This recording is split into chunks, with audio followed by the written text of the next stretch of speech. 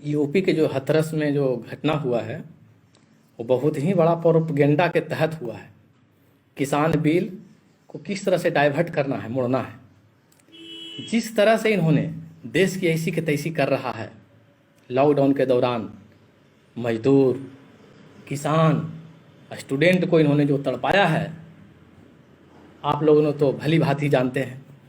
बहुत अफसोस लगता है कि जिस तरह से गोधरा दंगा षड्यंत्र के द्वारा किया, बीजेपी इतनी ही खतरनाक पार्टी है। जिस तरह से अंग्रेज और मुगलों ने अत्याचार किया हो कि पुष्पेंद्र यादव झांसी में इन्होंने बिना परिवार के मर्जी के उसको भी जला दिया। कोई भी अपराध उसके ऊपर नहीं था, बेचारे को उसको इनकाउंटर करवा दिया। कितनी बड़ी षड्यंत्र है। यही योगी आदित्यनाथ क्या क्या बोलता था, आज क्या क्या कर रहा है। अपने ऊपर इसके ऊपर 56 मुकदमा कायम था। जो सरकार जब बनी तो पूरा केस वापस ले लिया। चिन्मयानंद के ऊपर 376 कायम होकर जेल हो गया। उसके बाद जिस लड़की ने कायम करवाई थी उसको उन्होंने जेल में डाल करके दबाव बना करके केस वापस लिया। इस तरह के देश में षड्यंत्र चल रहा है, समझ रहे दोस्त। मेरा नाम राजबब्बर यादव, नालंदा बिहार के रहने वाले हैं। बहुत अफसोस लगता है, मैं उस समय ट्रेन में रेलवे पुलिस में था, अभी भी हूं। और सोच लीजिए कि किस तरह से मजदूर पैदल गया दोस्त। बहुत ही रोते थे मैं रूम में, जबकि एक व्यक्ति आ रहा है छपरा के मिला, जो भी बक्सर के, बोला सर मैं केरला से आ रहा हूं। मैं रूम में रोया कि बाप रे बाप, केरला से पैदल आ रहे हो। इस तरह से दुर्दशा, गरीबों की मारने की साजिश। इसलिए आप लोग मिलकर के बुलंदी से आवाज उठाइए कि फौज से लड़िए। जब तक एक नहीं होगा, ये अंग्रेज के भी, काला अंग्रेज उनसे भी बड़े वाले कुकर्मी है ये, समझ रहे दोस्त। जब तक रोड पे नहीं आइएगा, जब इन के फौज से नहीं लड़िएगा, जब तक ये ईवीएम मशीन के द्वारा ये चुनाव जीतते रहेंगे। इस तरह की षड्यंत्र है। जय हिंद। जय हिंद दोस्तों। कहते हैं कि मुर्दे में जबान नहीं होती, मुर्दे कुछ बोलते नहीं हैं, पर हाथरस के उस मुर्दे में शायद जबान थी। शायद उसके अंदर कुछ ऐसे राज थे जिसके डर से यूपी पुलिस ने रातों रात उसे क्रिमेट कर दिया। रातों रात शव का क्रिमेशन कर दिया। वाह, कितने सिंसियर हैं आप लोग, कितनी सिंसेरिटी आ रही है। कितना आपको उस बेचारी लड़की के लिए कितना आपको दुख है, उसके परिवार के लिए कितना दुख है कि सुबह तक आपसे वेट नहीं हुआ, रातों रात आपने बॉडी को क्रिमेट कर दिया। ना रहेगा बांस, ना बजेगी बांसुरी। ऐसा क्या राज था उसके अंदर जो कि आपको इतना डर पड़ गया कि अगर सुबह तक आप लोग वेट करते तो शायद आपके फीते उखड़ जाते। मैं बताता हूं आपको, वो चार कुत्तों का कोई ना कोई पॉलिटिशियन, कोई ना कोई चाचा माया ताया, कोई ना कोई तार इनके जुड़े हुए हैं, या फिर आप जैसे पुलिस वालों के किसी ना किसी के साथ उसके कोई तार जुड़े हुए हैं। आप लोगों को क्या पड़ी थी कवर अप करने की? क्या बिगाड़ा था उस बेचारी दलित लड़की ने?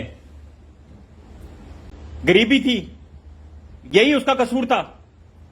पहले भी वो कंप्लेंट लेकर आई थी, लेकिन उसकी कंप्लेंट नहीं सुनी गई थी। बड़ी शर्म की बात है, शर्म है, शेम। ये ऐसे हरकतें करते। एक और निर्भया हो गया, हम ये लॉ बनाएंगे, हम वो लॉ बनाएंगे। बनाते रहो लॉ। 8-8 साल निर्भया का केस लटकता रहा, क्या फायदा? वो फास्ट ट्रैक कोर्ट होता है? Is this called a fast track court? 1 महीना मैक्सिमम 20-25 दिन के अंदर सब कुछ हो जाना चाहिए। आपका टॉप कॉप आए हैं और वो कहते हैं कि रेप हुआ ही नहीं, जबान कटी नहीं। डाइंग डिक्लेरेशन पता है क्या होती है? उस लड़की की डाइंग डिक्लेरेशन है। उसने एक एक बात, एक एक बंदे का नाम बताया है, उसके साथ क्या हुआ उसने सारी बयान दिया है। Shame on you. और आप कहते हो कि हुआ ही नहीं कुछ। डाइंग डिक्लेरेशन का मतलब नहीं समझते आप लोग।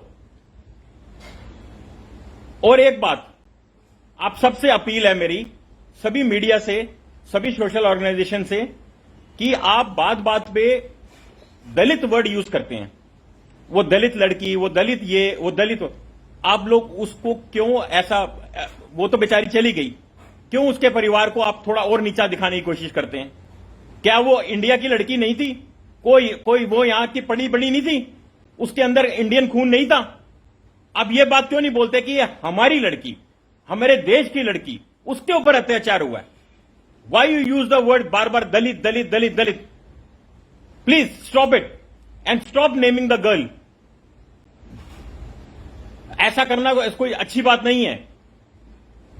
वो हमारी इंडियन लड़की थी, उसके ऊपर अत्याचार हुआ है, हमें यह बात बोलनी है हमेशा। और प्लीज अभी 2-4 दिन के लिए आप शोर गुल्ला मचाएंगे और फिर जाके सो जाएंगे हम सब लोग। ये बात यहीं की यहीं दब जाएगी, जैसे कि आपने अभी देखा है कि अभी से बोलना शुरू हो गए कि जी गैंगरेप हुआ ही नहीं। प्लीज इस वीडियो को फॉलो करो और मीडिया को भी आप प्रेशर में रखो ताकि वो पीछे पड़े रहें।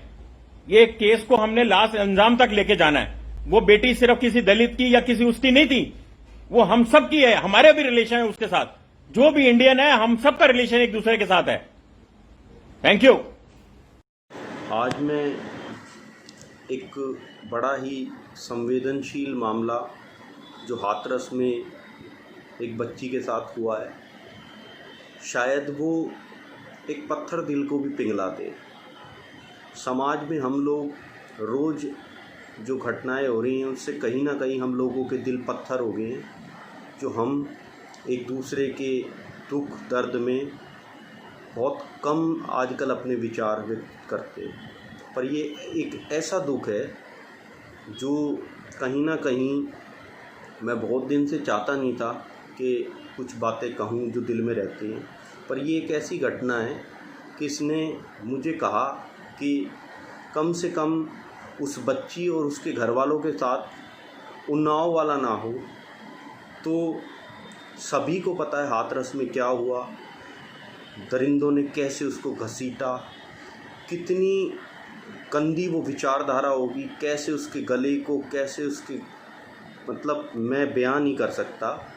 पर मैं सिर्फ आप लोगों से, जो ये लोग वीडियो देख रहे हैं, उनसे सिर्फ एक ही निवेदन करूंगा कि हमारे प्रधानमंत्री जी से और चीफ जस्टिस ऑफ इंडिया पे सिर्फ ये वीडियो पहुँचे। और उनसे मैं एक नम्र निवेदन कर रहा हूँ इस बच्ची के लिए। जैसा उन्नाव में हुआ कि बच्ची चली गई, उसके जो घर वाले थे, उनके रिलेटिव थे, उन्होंने जाने के बावजूद भी कितने लोगों की हत्या हुई, उन्होंने कैसे न्याय मिला, ये हम आप सभी देख चुके हैं। तो मैं चीफ जस्टिस ऑफ इंडिया से और देश के प्रधानमंत्री से चाहता हूँ कि जो हाथरस में घटना हुई है उसके लिए बच्ची के घर वालों को सिक्योरिटी मिले और ये केस दिल्ली ट्रांसफ़र हो, फास्ट ट्रैक कोर्ट बने, जल्द से जल्द इन दरिंदों को फांसी की सज़ा मिल सके। जय हिंद, जय भारत। नेशनल दस्तक की आपसे गुजारिश है कि अगर इसको बचाना चाहते हैं तो नेशनल दस्तक को सब्सक्राइब करने के लिए रेड कलर के सब्सक्राइब बटन को दबाएं, फिर बेल आइकन की घंटी दबाएं। नेशनल दस्तक को बचाने के लिए बहुत ज़रूरी है कि हर खबर को शेयर करें, लाइक करें, कमेंट जरूर करें।